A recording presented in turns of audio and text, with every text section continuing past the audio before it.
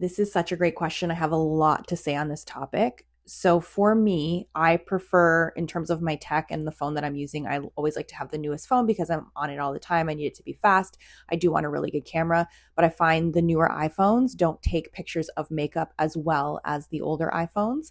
The camera that I use mostly for the content that you see on all of my social media feeds is my Canon G7X, and that is because it is an actual camera. With cell phone cameras, you have to remember when you're taking a photo with them, there is some machine learning that happens and it's not, doesn't quite act like a regular camera. So the skin can look weird. Right now, I'm recording this on my iPhone. My skin looks terrible because this camera, if you don't have it in front of really good light, the skin doesn't look as good. So that's something you have to keep in mind. Regardless of what you go with, your lighting has to be always there because that's going to help whatever you're using take the best photo of your work. So that's what I have to say on that for now. I just realized I probably didn't even really answer your question. I don't know what to tell you. So I have whatever the newest iPhone is, and I don't love it for taking photos and video of my work when I'm not under really good lighting. I will always go for my Canon G7X, and the one I have is the Mark II, which is the one that films content in 1080p. It doesn't film content in 4K. If you're looking at the newest Canon G7X, I wouldn't recommend it. I've been hearing mixed reviews about it, but that's my favorite camera for taking content or for filming content.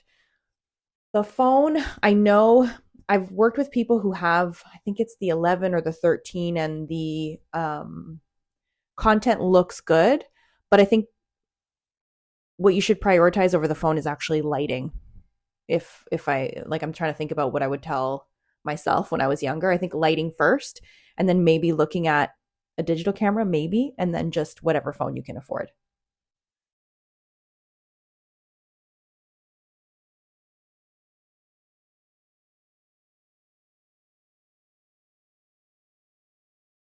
Today is the perfect time for me to show you what happens with the newer iPhone cameras. So yesterday I answered this question at the exact same time of the day. I have the iPhone 15. I do these Q&As on my front-facing camera. Today just happens to be a lot sunnier than yesterday. I'm sitting in front of a window. I have the exact same makeup on. And if you look at the answers from yesterday, I don't look that great. My skin doesn't look good. And that's because I was shooting this in lower lighting. Today, because there's lots of sun coming through the window, my skin looks much better on this phone. And this is the problem with the newer iPhones. When I'm shooting hair and makeup, I only bring out my iPhone when there's tons of natural light or there's really, really good studio lighting.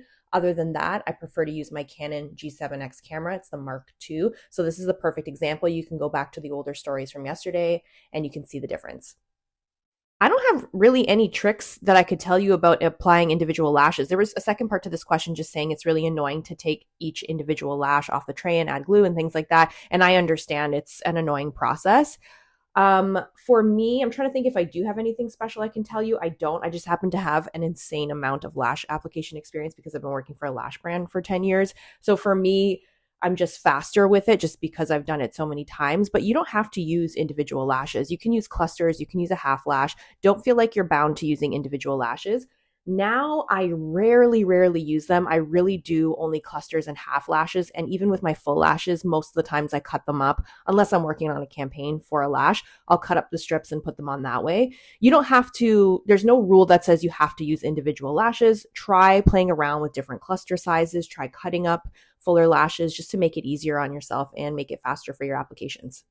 The other thing I forgot to mention with this, if your client doesn't want to see a lash band, just curl their lashes and do a lash cluster or a half lash underneath the lash line.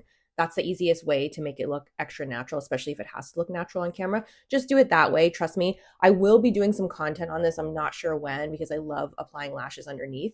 So you can do that instead of the individuals. But if it's taking you too long, just don't do it. Find another way. Use clusters, use half lashes. Just make it easier. Okay, I'm going to let you in on a huge secret. If you want to work as a pro makeup artist, there is one thing that I don't think we all talk about enough, and that is sometimes the makeup just has to be good enough. I'm not doing 10 out of 10 makeup applications all the time with my clients. Sometimes I've been on beauty campaigns where I literally have 20 minutes to do a makeup. And so the client is getting what they're getting, and I'm doing the best I can in that time. So I think it's important to remember that sometimes good enough is all you need to do. we're all perfectionists. It makes us very good at our job, but there has to be a point where you have to respect the schedule, the time. Some things are just overkill. If you're ever not sure, just pull out your phone and film it and take a picture of your makeup application to see if anything's missing. But it's never going to be perfect. So if you're searching for perfection, you're never going to find it. We just have there's too many unknowns when we go into our job. So I want you to remember that. And speeding up, it's just practice, repetition.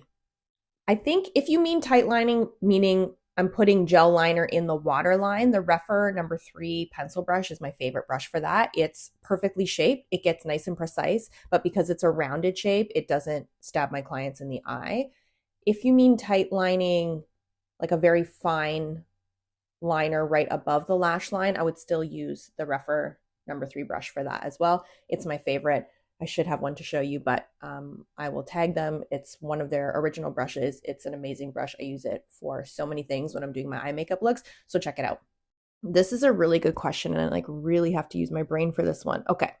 So I would use brow gel before I use any other product over top in 2 scenarios that I can think of. The first one is I need to fatten up the brow, meaning the client probably doesn't have a lot of brow hairs and I need a thicker shape. I'll do the brow gel before and then I'll go in with product over.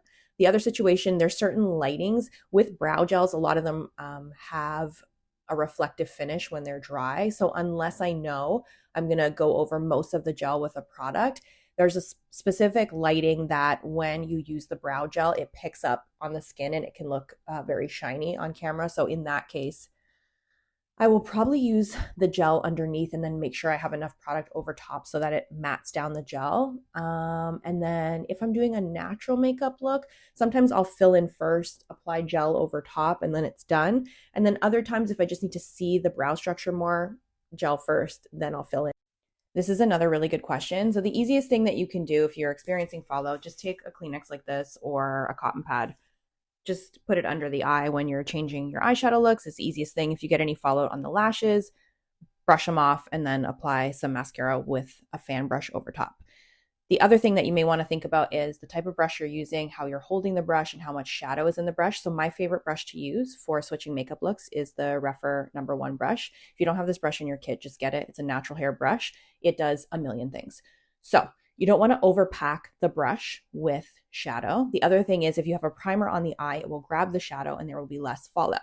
So when you're applying, I usually apply sideways like this and I'll pack the shadow on first over the primer and then I'll blend it out. Or you hold the brush upside down and pack it on like this. It just controls the application a little bit more so you don't have shadow flying around.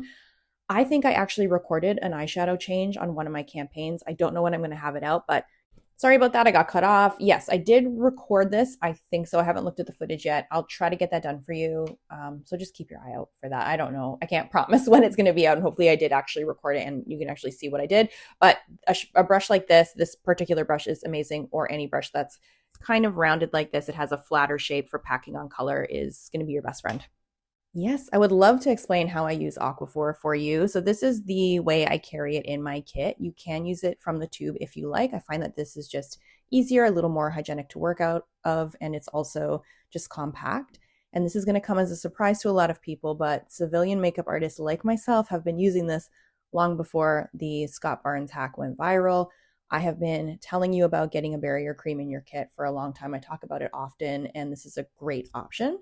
So I will use this, of course, on the lips, but on areas of the skin where it's reactive, it's rough, there's a lot of texture. You can use this under the eyes for people that have very dry under eyes, or I guess more wrinkly. But I just always go for this if I have areas of the face that patchy dryness, more severe dryness, any areas that are more reactive. So if someone's just had a cold and they have, raw skin around their nose, I would use this and then apply the makeup. If someone has a lot of lines under the eye, you can apply this and then. So yes, reactive skin, any areas on the face that are very dry. When I was talking about the under eye, this works really well as almost an under eye primer for very dry, crepey skin. It's that skin that has a hard time absorbing moisturizer, or skin that is very rough that doesn't absorb moisturizer well. Maybe the client has not exfoliated. Maybe, it's just very rough skin.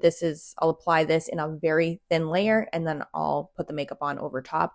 I think those are those are the most common situations where I would use this. I can't think of anything else at the moment, but if something comes up, I will definitely let you know. Those are all the questions from this week. These were really great questions. So thank you to everybody that submitted your question. We'll be doing this again next Monday, 9 a.m. Eastern Standard Time. What I'm going to do now, put the answers in the highlights on this account. I'm also going to smush all these clips together, put them up on YouTube, and I will timestamp the video for you. I'll post the link when that's done. So if you do have any follow-up questions, we can do it on YouTube. And then I will link you to any of the products that I'm talking about in my stories. I can link you to them in the YouTube description, like the camera I use, all of that stuff, if that's helpful. So when that's done, I'll post a link for you here. That's it. Actually, oh my God, it's not it. Today is podcast day and today is newsletter day. So you should already have a newsletter from me in your inbox. The podcast is all about how to deal with difficult clients.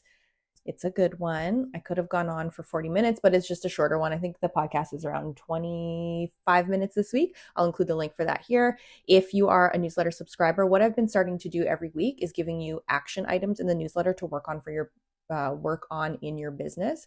So if you're a newsletter subscriber, can you let me know if you like this style? I'm trying to share things that are as helpful as possible. And I always have a question of the week in the newsletter, and I ask you to hit reply. Please do. It's me that's reading the responses to the newsletter, and it just helps me create content that's actually going to be helpful because I'm this account, my YouTube channel, everything is for you guys. So if you want to see something in particular, let me know. Subscribe to the newsletter. And yeah, that's everything, I think.